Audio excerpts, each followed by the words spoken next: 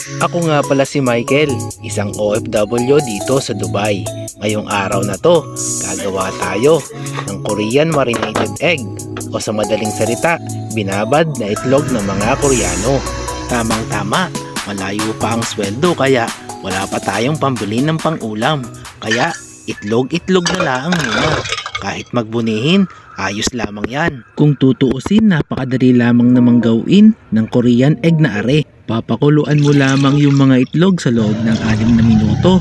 Tapos ilalagay mo sa yelo. Tapos yung pagbababara naman ang isusunod mo. Para sa pagbababara natin, ari lamang ang ating pagsasama-samahin. 1 cup toyo ng iyong asawa, tubig, honey, bawang, siling berde, spring onions, chili flakes, sesame seeds na tinusta, suka, asin, at paminta. O ay digay ayos na.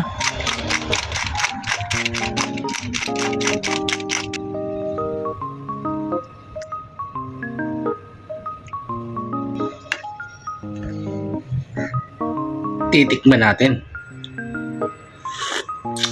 At kung ikaw ay masaya na sa lasa, edi yung mga itlog ay ihulog mo na ng isa-isa. Pero ikaw ang bahala. Kung gusto mo naman ng sama-sama, wala namang problema. O magdamag natin arang ibababad ha, para manuot ng husto yung mga timplada. Pagkatapos noon, edi kainan na.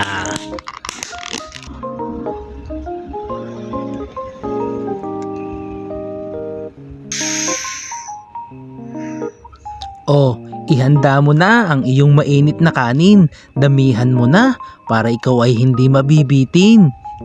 Pagkatapos yung kaunting pinagbabaran, isabaw mo na rin. O ay ano pa, huwag ka na diyang pautin-utin. Parni na at nang makakain.